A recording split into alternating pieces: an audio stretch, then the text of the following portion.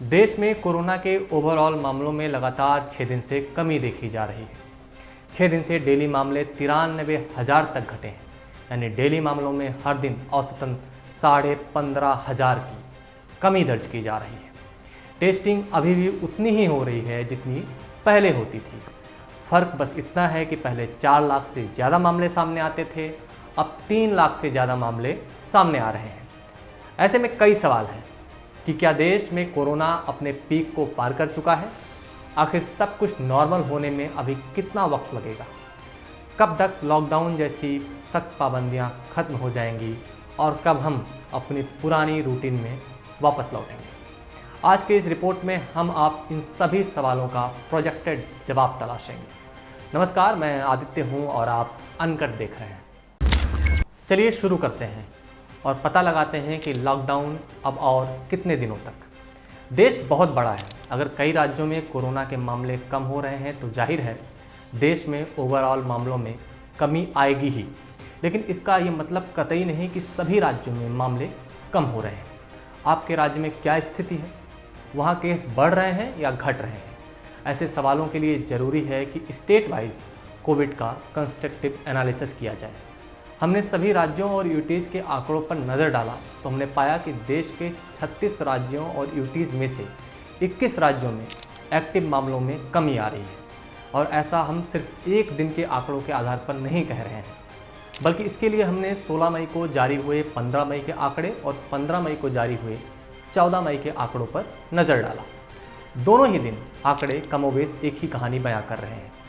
Overall अगर देखें तो 14 मई को देश में एक्टिव मामलों में 31,000 की कमी देखी गई और 15 मई को देश भर में एक्टिव मामलों में 55,000 से ज़्यादा की कमी देखी गई। लेकिन एक बात यहाँ समझने वाली ये है कि देश में ऐसे कई छोटे राज्य हैं जहाँ की जनसंख्या कम है, लिहाजा वहाँ के मामले भी कम आ रहे थे और आज भी वहाँ तेज़ी से मामले घट रहे हैं। बड़े राज्य जहाँ की जनसंख्या ज़्यादा है और जहाँ ज़्यादा मामले आ रहे थे, वहाँ पर क्या स्थिति है, सब कुछ इस पर निर्भर करता है। गोवा इसका अपवाद है।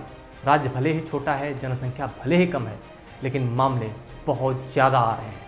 15.5 लाख की आबादी है और 30,774 एक्टिव केस हैं, यानी आबादी का हर 50वां आदमी कोरोना से जूझ रहा है।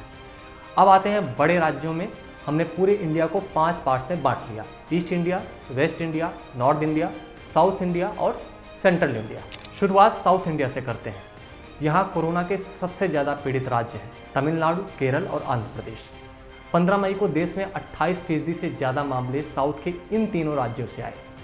एक हफ्ते पहले 8 मई को इन तीनों राज्यों से देश के 18% मामले सामने आए थे, यानी साउथ के इन तीनों राज्यों में मामले ज़्यादा आ रहे हैं।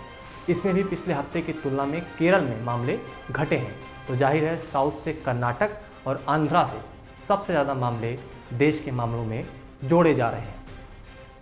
नॉर्थ इंडिया में हमने जिन स्टेट्स को आइडेंटिफाई किया है उनमें है उत्तर प्रदेश, दिल्ली और राजस्थान। 15 मई को देश में 10.5% मामले नॉर्थ के इन तीनों राज्यों से आए।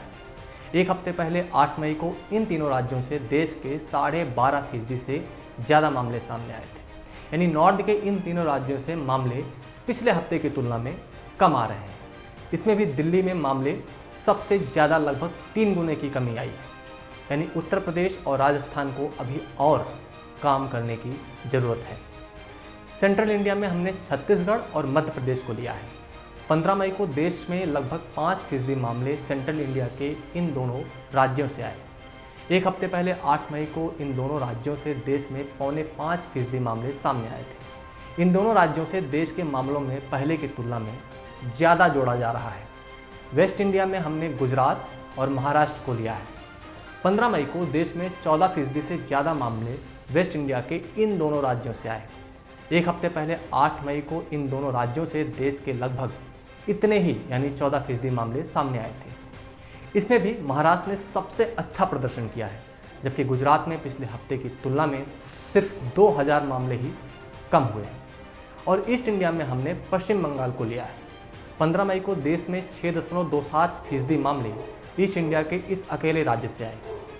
एक हफ्ते पहले 8 मई को इस राज्य से देश के लगभग 4% मामले सामने आए थे, यानी पश्चिम बंगाल में भी बहुत काम करने की ज़रूरत है। कुल मिलाकर बात यह है कि कर्नाटक आंध्र प्रदेश, राजस्थान, उत्तर प्रदेश, गुजरात और पश्चिम बंगाल ऐसे राज्य हैं जिनमें पिछले हफ्ते की तुलना में या तो मामले बढ़े हैं या उतने ही हैं, और इनमें से भी जिन राज्यों में मामले घटे भी हैं उनमें घटने की रफ्तार महाराष्ट्र और दिल्ली और केरल की तुलना में कम है। यानी अगर देश में मामले कम हो रहे हैं तो उसके पीछे की सबसे बड़ी वजह यह है कि देश में सबसे ज़्यादा प्रभावित राज्य जैसे मुंबई, दिल्ली और केरल में डेली मामलों में पिछले हफ्ते की तुलना में तेज़ी से और भारी कमी दर्ज की गई है। इसमें भी कुछ स्पेसिफिक पॉकेट्स जैसे मुंबई, पुणे, ईस्ट दिल्ली में मामले तेज़ी से घटे हैं। इसके पीछे की कई वजह हो सकती हैं, जैसे शायद इन राज्यों ने कोरोना के पीक को पार कर लिया हो। इन राज्यों ने समय के साथ कोरोना को बहुत ही अच्छे ढंग से हैंडल किया है, जैसे महाराष्ट्र और दिल्ली। महाराष्ट्र की तारीफ तो खैर खुद बोर्ड और मोदी सरकार भी कर रहे हैं। जिन राज्यों में केस बढ़ रहे हैं या कम नहीं हो रहे हैं, शायद उन राज्य में पीक आने वाला है या आ चुका है। इस सिनारियो से ये लगता है कि अगले हफ्ते तक देश में कोरोना के डेली मामले घटकर 2.5 लाख तक पहुंच सकता है, क्योंकि तब तक कर्नाटक, आंध्र प्रदेश और पश्चिम बंगाल जैसे राज्य भी अपने पीक को पार कर सकते हैं। इस रफ्तार से अगर मामले कम होते रहे तो जून के अंत तक डेली मामले घटकर 50,000 से और 1 लाख के बीच आ सकते हैं। आपका क्या प्रोजेक्शन है? आपका क्या अनुमान है? आप कमेंट बॉक्स में ज़रूर लिखें। ऐसे ही तमाम खबरों के लिए अनकट को सब्सक्राइब करें। अगर आप फेसबुक पर हैं तो आप वहाँ भी हमारे पेज को लाइक कर ऐसी खबरों को एक्सेस कर सकते हैं। शुक्रिया।